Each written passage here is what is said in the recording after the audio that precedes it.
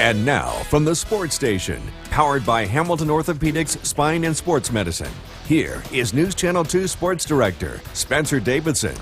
Good evening. We're past the literal midway point of the AHL regular season, but the unofficial first half wraps up this week as the Utica Comets get set to play 3 games in 4 nights before heading into the All-Star break next week.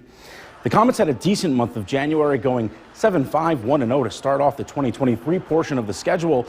The team earned at least a point in their first 5 games of the month and earned at least 1 point in 8 of their 13 games since the new year.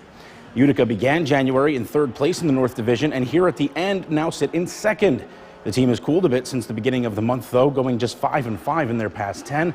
And with 30 games remaining, are 4 points ahead of 3rd place Syracuse, whom they'll play tomorrow, and just 8 points ahead of 5th place Laval, which is a non-playoff spot. So there's not much room for error.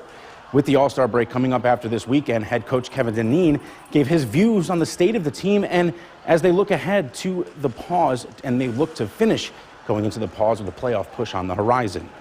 I think a hockey season has a kind of a heartbeat to it. There's different areas at the beginning you're excited to get together, to get settled into your new surroundings. After Christmas, you have a little stretch between there and basically the All-Star break that is a tough schedule. Boy, we see the same teams quite a bit. It's a grinding. The weather's changed a little bit. So I guess the best way to put it, we feel like we're above treading water, but I think there's always room for improvement and feel like once our health situation gets to an area, there's some hard decisions for us to make, and we're looking to keep pushing through this and grinding out some points.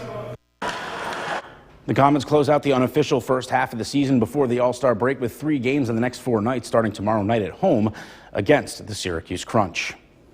Well, after this stretch, the AHL All-Star break begins on Sunday, with the skills competition taking place that night in Laval, Quebec.